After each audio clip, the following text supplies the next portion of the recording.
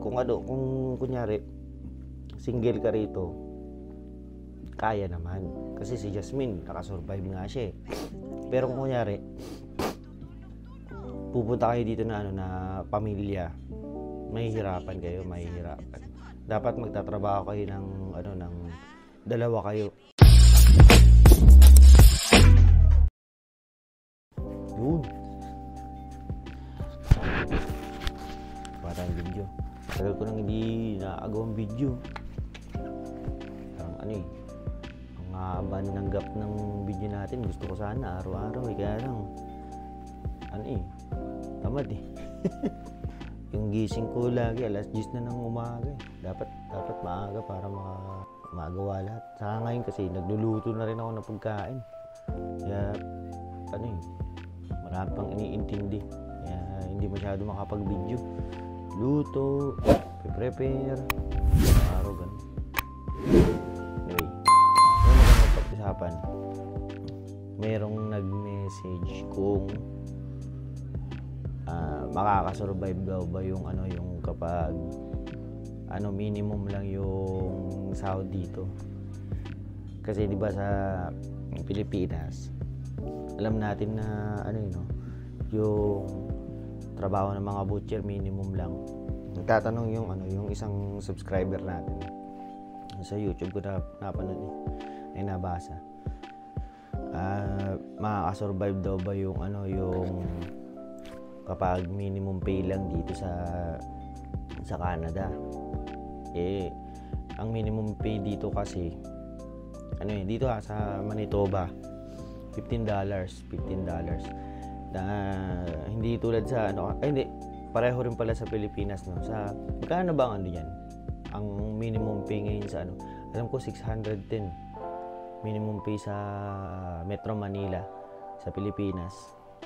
Tapos iba pa yung minimum pay ng provincial rate. Pareho din dito, pero mas maraming sa iba-ibang province, iba-iba yung minimum. Dito sa Manitoba, 15 lang yung minimum pay. Sa ibang province, kunyari pupunta ka ng Alberta, ng Toronto, ng iba-iba yung minimum nila. Pakita ko sa inyo ito. Yan. Makakasurvive daw ba kung kunyari minimum lang yung sahod mo rito? Yun, depende pa rin yun sa inyong pangangailangan, no? Magsasample ako nung mga dito.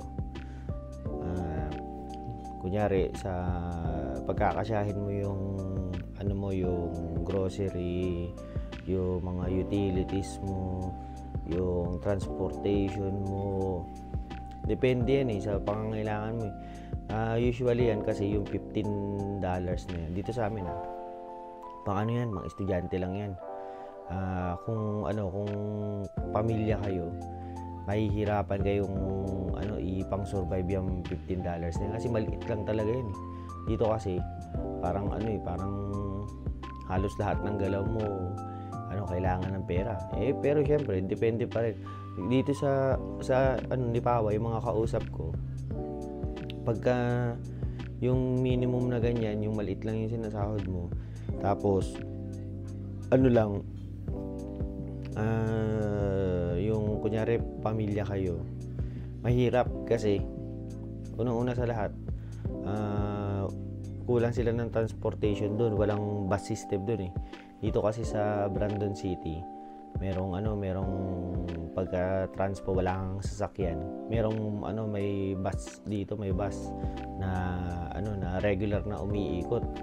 Makakatipid ka dun sa sa transportation kahit di ka muna bumili ng sasakyan. Sa Lipawa, parang kailangan meron kang sasakyan dun para makaikot-ikot ka. Kaya ko inaano yung Lipawa kasi nandun yung karamihan ng mga Pilipino rito sa sa Manitoba. Doon yung bagsakan ng mga nasa high life. Yun nga yung pinagtataka namin Ang laki-laki na ng community ng mga Pilipino doon. Pero hindi pa sila hindi pa nag-upgrade ng kung ano-ano. maglagay na sila ng mga bus station doon, mga hospital, mga ano yun, lahat ng mga taga Nipawa pumupunta pa rin dito sa Brandon para kunyari mag-grocery sila kasi wala silang malaking mga grocery doon. Nandito kasi yung Superstore, yung Walmart, yung mga ganun, yung mga malalaking bilihan. Tapos karamihan ng mga lumilipat sa Nipawa pumupunta rito sa Brandon. Hanap din nila school. Nandito kasi yung Brandon University, malaking school dito. Yung hospital, nandito yung malaking hospital din. Yun na, bukod sa sinasahod nila doon. Yun yung mga usually na needs nila na kailangan putahan pa rito sa Brandon.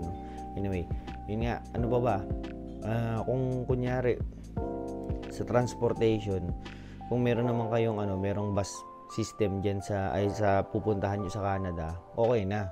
Pag pumunta ka kasi sa kunyari sa Toronto, yung sa mga malalaking cities, may mga yung si Michael Murato.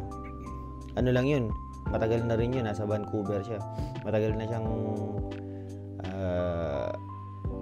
walang sasakyan, pero nakaka-survive kasi nga lang siya, yung commute lang siya. Yun, isa yung ko-consider in transportation. Sa Brandon dito, okay, kasi meron bus. Makakatipid kayo. Si Jasmine, kasi siya yung laging tinatanong ko kasi commute lang din siya. Okay naman. Kaya lang kasi kung araw-araw ka pala magta-taxi, mahal. Una na yun, transpo. Tapos yung sa pagkain, yung kunyari, single ka lang, siguro pagpalagay mo na ang bilihin mo lang nasa weekly na na gastusin sa pagkain, grocery, nasa $50 makaka-survive ka. Kung gano'n lang kalit yung yung mga i-grocery mo. Paano kung pamilya na kayo, malaki yung i-weekly na na gastusin sa grocery, hindi makaka-survive yun. Yung 15 hindi kaya. Parang kukulangin talaga kayo doon. Bukod sa pagka yung may pamilya ka, siguro magmi-minimum ka ng $100 dyan sa grocery. Patay na kagad yung yung budget mo. Ang sinasabi ko naman kasi na ganyan, yung mga dumadating dito na minimum lang yung kunyari yung mga nagdi-direct hire lang, kasi usually mga minimum lang yung doon minimum lang yung binibigay na kontrata. Kaya kasi siguro kaya nagtatanong din, baka ganun din yung magiging entry niya rito. Mahihirapan yun yung ganun. Pa ba? Tapos magre-rent ka pa ng bahay. Pagdating mo dito, magre-rent ka ng bahay. Dati nung pagdating namin, makukuha ka pa ganito, yung mga $300 na yung mga basement. Ngayon wala na, parang pinakamura na, nasa $450. Pang isang room lang yun. Paano kung pamilya kayo? Hindi pwedeng isang room lang kayo. Dapat yun yung buong basement, rentahan nyo. Nasa nasa $900 na yun. Edi wala na. Yung monthly yun $900. Pinakamababa na yun yung $900. Pero ewan ko nga kung makakakita pa kayo kasi halos lahat. Di ba nga nagkaroon ng housing crisis. Damay lahat. Tumaas lahat ng mga renta. Makakaswerte ka kung may makita ka na yung buong apartment na $900 lang. Isa pa lang, sa rent pa lang, patay na kagad yung budget mo. Dapat dito kasi mag-minimum kahit mga $18. Kung pamilya.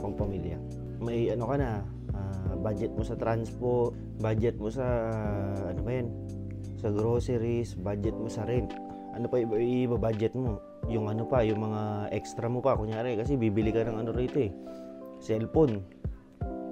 Kung may cellphone ka na, ka pa rin, mag-budget ka pa rin ng yung sa SIM card mo, yung plan. Isa pa yun, isasama mo pa sa budget mo yun. Marami pang ibang gagastusin dito pero yun, naman, ang importante lang naman yung transpo, grocery, tsaka yung rent ng bahay. Kung kunyari single ka rito, kaya naman. Kasi si Jasmine, nakasurvive nga siya eh. Pero kung kunyari, pupunta kayo dito na pamilya, mahihirapan. Dapat magtatrabaho kayo ng dalawa kayo. Kahit dalawa kayong minimum, kaya. Pero pag yung kunyari ikaw lang mag-isa, hindi kaya. Mahirap i-survive. Kahit saang pumunta ka na province, minimum ka, mahirap i-survive yan. Naalala ko dati nung papunta pa lang ako dito kasi ang offer ng Maple Leaf that time is minimum 15 nga. Yun nga, nagko-compute pa ako nun kung ano yung mga pwede kong bilhin. Pero nung buti na lang pagdating dito, inopera kami ng iba ng mas mataas. Kaya ngayon, swerte naman, malaki yung sahod namin dito. Hindi kami minimum. Kaya karamihan dito, mga nagpa-part-time. O nga, yung iba kasi, kunyari, minimum, nagpa-part-time sila, pwede, kasi dapat PR ka na. Pero kung kunyari, ang entry mo dito, bago ka pa lang, temporary foreign worker, or PNP ka, yung, provincial nominee. Hindi ka pwede mag-part-time, usually, lalo na pagka close work permit ka, hindi pwede. Ang pwede lang mag-part-time dito pagka naka-open work permit ka. Yan, pwede ka mag-part-time. Pero yung temporary foreign worker, walang pagkakata. Mahihirapan mag-survive yung minimum. Dapat kung magta-target kayo ng medyo mas mataas na sahod, no? Yun lang, mahaba na naman. Ang katinalalamunan ko, grabe. Hirap na ako sa pagsasalita. Visit. Yung mga nanghihingi sa akin ng CV, alam nyo din eh. Mag-message lang kayo sa akin. Tapos, yung nanghihingi ng mga reviewers, message lang kayo sa akin, no? At feeling well talaga, grabe na lang muna. Like, share, subscribe, ay mga ganyan. Alam nyo na eh. Paalam.